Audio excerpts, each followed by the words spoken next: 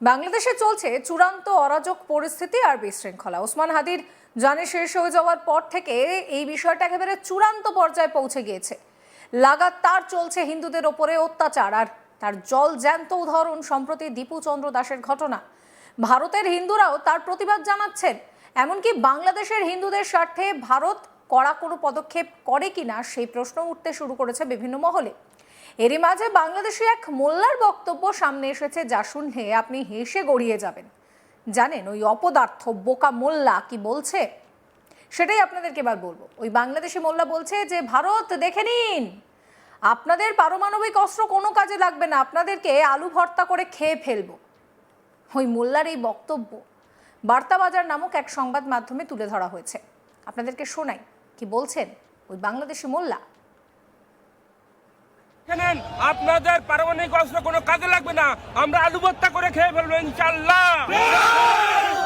ইমানদাররা চলে আসছে আজকে মালিক মিয়া এভিনিউতে। দেখেন ভারত দেখে নেন, আপনাদের পারমাণবিক অস্ত্র কোনো কাজে লাগবে না, আমরা আলু ভর্তা করে খেয়ে ফেলবো ইনশাআল্লাহ। শুনলেন তো বোকা বাংলাদেশি মোল্লার বক্তব্য, যে ভারতের সামরিক ক্ষমতা সম্পর্কে গোটা পৃথিবী অবগত, তার পরমাণু অস্ত্র নাকি আলু ভর্তা করে খেয়ে নেবে। কয়েক মাস আগে অপারেশন সিন্দুর এবং তার পরবর্তী সময় ভারতের যে ক্ষমতা তা হাড়ে হাড়ে টের পেয়ে গিয়েছে বাংলাদেশের এই ভীষণ কাছের বন্ধু পাকিস্তান। সেই ভারতের পারমাণবিক অস্ত্রই নাকি ওই মোল্লারা আলু ভর্তা করে খেয়ে ফেলবে। কতটা নির্বোধ হলে এই কথা তারা বলতে পারে? একদিকে বাংলাদেশি অপদার্থগুলো যখন এই ধরনের নির্বোধের কথা বলছে, তখন অন্যদিকে ওই দেশে হিন্দুদের ওপরে অত্যাচারের ঘটনায় কার্যত ক্ষোভে ফুঁসছেন ভারতের হিন্দুরা। বিশ্ব হিন্দু পরিষদের সদস্যা সাধ্বী প্রাচী এক সংবাদ সংস্থায় প্রতিক্রিয়া দেওয়ার সময় বলছেন, বাংলাদেশে দীপু চন্দ্র দাসের সঙ্গে যে ঘটনা ঘটেছে সেটা নতুন কিছু নয়, আগেও অনেকবার এই ধরনের ঘটনা ঘটেছে। হিন্দুদের ওপরে অত্যাচার ও অনাচারের ঘটনা লাগাতার দেখা গিয়েছে। ওই হায়দ্রাবাদী এখনো চুপ করে বসে কেন? ওই সেকুলার দল কোথায়? ভারত সরকারের কাছে আমার আবেদন, পরমাণু বোমা কোন কাজে আসবে? ম্যাপ থেকে বাংলাদেশকে শেষ করা হোক, বর্ডার খোলা হোক, বাংলাদেশের হিন্দুদের ভারতে ঢুকতে দেওয়া হোক। বাংলাদেশে হিন্দুদের উপরে যে জঘন্য অপরাধ হচ্ছে তার বদলা ভারতকে নিতেই হবে। কি বলছেন সাধ্বী প্রাচী, শোনাবো। बांग्लादेश के अंदर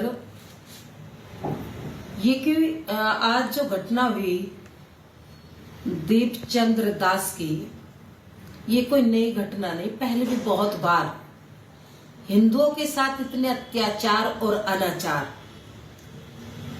बराबर घटनाएं दिखाई दे रही हैं। ये क्यों होती है? क्योंकि हिंदू जहां जहां कम होता है, जहां जहां हिंदू घटता है, वहां वहां उनके साथ इसी तरह से अत्याचार अनाचार होते हैं।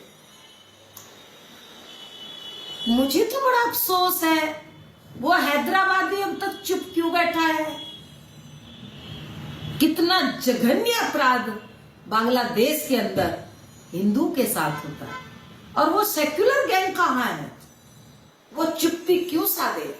एक वो मदनी को हिंदुस्तान में डर लग रहा था, अब दीपचंद्र दास की निर्मम हत्या की गई, पेड़ पर बांध करके गई, फिर उसको जलाया गया बाकायदा। अब मदनी का मुंह नहीं खुल रहा है। हिंदुओं पर जब कत्ले आम करते हैं तब ये अपने बिलों में घुस जाते हैं। भारत की सरकार से मैं निवेदन करती हूं कि ये परमाणु बम किस काम आएंगे?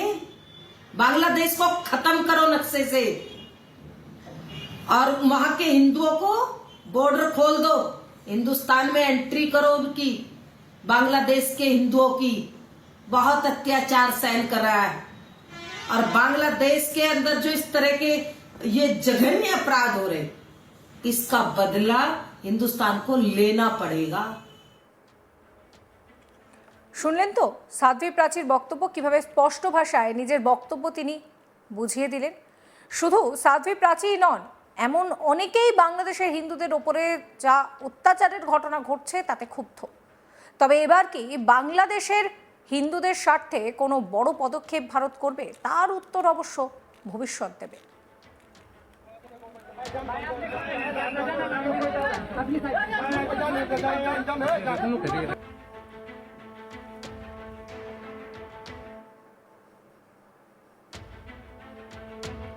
আর এবার এদিকে এক বাংলাদেশি মোল্লা ভারত সম্পর্কে সে কিছুই জানে না, নির্বোধের মতো বলছে যে ভারতের যে পরমাণু অস্ত্র রয়েছে সেগুলোকে নাকি আলু ভর্তা বানিয়ে খেয়ে ফেলবে।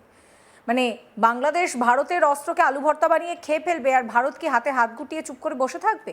এই যে বারবার মোহাম্মদ ইউনূসের কাছের লোকজন সেভেন সিস্টার্স দখল করে নেব বলে এত বড় বড় কথা বলছে, তারা কি আদৌ জানে ভারত চাইলে তাদের থেকেও জিনিসপত্র এদিক ওদিক হয়ে যেতে পারে? ভারতের সেভেন সিস্টার্স অচিরেই নাইন সিস্টার্সে পরিণত হয়ে যেতে পারে। সেই বোধ বুদ্ধি এই নির্বোধ মোল্লাগুলো নেই, তাই তো তারা বলছে যে ভারতের পরমাণু অস্ত্র নাকি আলু ভর্তা করে খেয়ে নেবে। আলু ভর্তা খাওয়ার খুব শখ হয়েছে এদের। শোনাবো আরও একবার ওই নির্বোধ বাংলাদেশি মোল্লা কি বলছেন।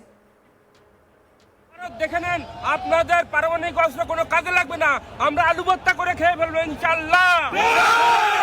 সব ইমানদাররা চলে আসছে আজকে মালিক মিয়া এভিনিউতে। দেখেন দেখেন ভারত দেখে নেন, আপনাদের পারমাণবিক অস্ত্র কোনো কাজে লাগবে না, আমরা আলু ভর্তা করে খেয়ে ফেলবো ইনশাআল্লাহ। অন্যদিকে বিশ্ব হিন্দু পরিষদের সদস্য সাধ্বী প্রাচী তিনি এক সংবাদ সংস্থাকে প্রতিক্রিয়া দেওয়ার সময় বলছেন, বাংলাদেশে দীপুচন্দ্র দাসের যে ঘটনা ঘটেছে সেটা কোনো নতুন ঘটনা নয়, আগে অনেকবার হয়েছে। হিন্দুদের ওপরে অত্যাচার এবং অনাচারের ঘটনা লাগাতার দেখা যাচ্ছে। ওই হায়দ্রাবাদে এখন চুপ করে বসে কেন? ওই সেকুলার দল কোথায়? ভারত সরকারের কাছে আমার আবেদন, পরমাণু বোমা কোন কাজে আসবে? ম্যাপ থেকে বাংলাদেশকে শেষ করা হোক, বর্ডার খোলা হোক, বাংলাদেশে হিন্দুদের ভারতে ঢুকতে দেওয়া হোক। বাংলাদেশে হিন্দুদের উপরে যে জঘন্য অপরাধ হচ্ছে তার বদলা ভারতকেই নিতে হবে। সাধ্বী প্রাচীর কথা শোনো বড় একবার। बांग्लादेश के अंदर ये कि आज जो घटना हुई दीपचंद्र दास की, ये कोई नई घटना नहीं, पहले भी बहुत बार हिंदुओं के साथ इतने अत्याचार और अनाचार बराबर घटनाएं दिखाई दे रही हैं। ये क्यों होती है? क्योंकि हिंदू जहां जहां कम होता है, जहां जहां हिंदू घटता है, वहां वहां उनके साथ इसी तरह से अत्याचार अनाचार होते हैं। मुझे तो बड़ा अफसोस है, वो हैदराबादी अब तक चुप क्यों बैठा है? कितना जघन्य अपराध बांग्लादेश के अंदर हिंदू के साथ होता है, और वो सेक्युलर गैंग कहां है? वो चुप्पी क्यों साधे? एक वो मदनी को हिंदुस्तान में डर लग रहा था, अब दीपचंद्र दास की निर्मम हत्या की गई, पेड़ पर बांध करके गई, फिर उसको जलाया गया बाकायदा। अब मदनी का मुंह नहीं खुल रहा है।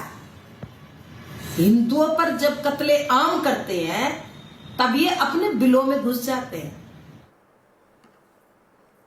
এই ভিডিও সম্পর্কে আপনাদের মতামত জানাবেন। সমস্ত খবরের আপডেটের জন্য চ্যানেলটিকে সাবস্ক্রাইব করতে ভুলবেন না।